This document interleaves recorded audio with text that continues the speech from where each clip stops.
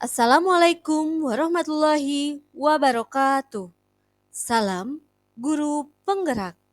Di video kali ini, saya akan memaparkan kesimpulan dan refleksi pemikiran Ki Hajar Dewantara pada modul 1.1 koneksi antar materi. Pendidikan dan pengajaran tidaklah sama. Pengajaran adalah bagian dari pendidikan.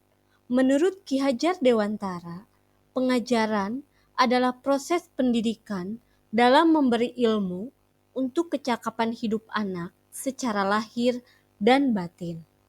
Sedangkan pendidikan pada hakikatnya adalah menuntun atau memberi tuntunan terhadap segala kekuatan kodrat yang dimiliki anak agar ia mencapai keselamatan dan kebahagiaan setinggi-tingginya, baik secara manusia maupun sebagai anggota masyarakat. Pendidikan menciptakan ruang bagi murid untuk bertumbuh secara utuh agar mampu memuliakan dirinya dan orang lain serta menjadi mandiri.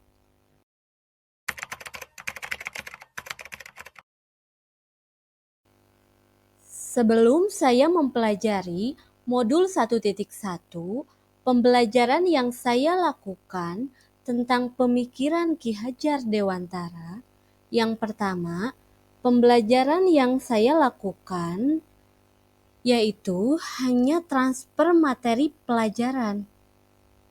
Yang kedua, saya menganggap ketuntasan dalam penyampaian materi lebih penting daripada memahami karakteristik murid. Yang ketiga, biasanya saya hanya melihat nilai dari aspek kognitif saja. Misalnya, saat mereka mengerjakan soal berupa tugas atau ulangan harian. Jika nilai murid sudah mencapai KKM, dianggap pembelajaran sudah berhasil. Selain itu, saya beranggapan murid hanya sebagai objek pembelajaran, sehingga pembelajaran berpusat pada guru atau teacher center. Sebelumnya, saya tidak mempedulikan apakah murid sudah benar-benar paham dari apa yang saya ajarkan atau tidak, karena fokus utama saya lebih kepada ketercapaian materi. Mengingat materi yang saya ajarkan cukup banyak tiap semesternya. Saya pun hanya meminta siswa menghafal materi yang saya ajarkan tanpa memikirkan bagaimana caranya agar materi tersebut dapat dipahami sepenuhnya. Sehingga saya sering merasa gagal atau mengeluh jika banyak murid yang tidak tuntas setelah melakukan evaluasi.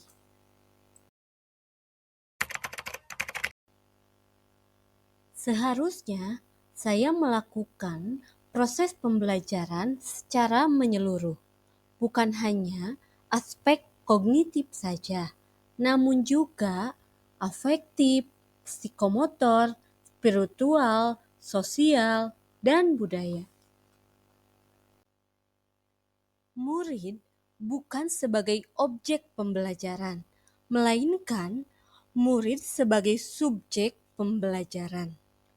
Artinya, murid memiliki kebebasan berekspresi, mengemukakan pendapat, dan berkreasi sesuai dengan metode atau model pembelajaran dan media yang tepat.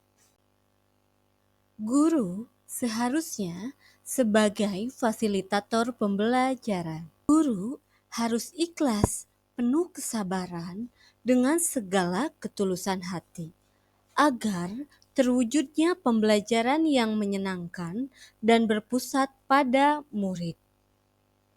Selain itu, guru harus mempelajari karakteristik murid dan berikan kesempatan murid untuk tumbuh sesuai dengan kodratnya.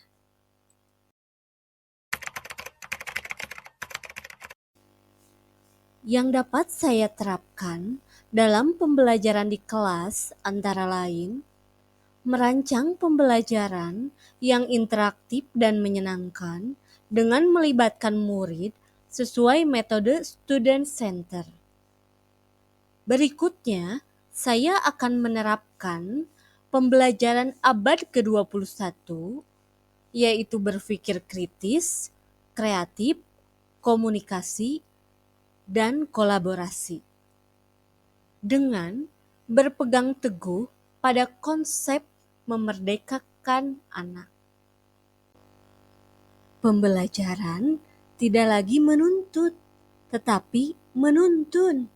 Selanjutnya, saya harus mengenal karakter dan latar belakang murid dengan menjalin komunikasi yang baik. Semoga video ini menginspirasi bagi Bapak Ibu pejuang pendidikan. Akhir kata, wassalamualaikum warahmatullahi wabarakatuh.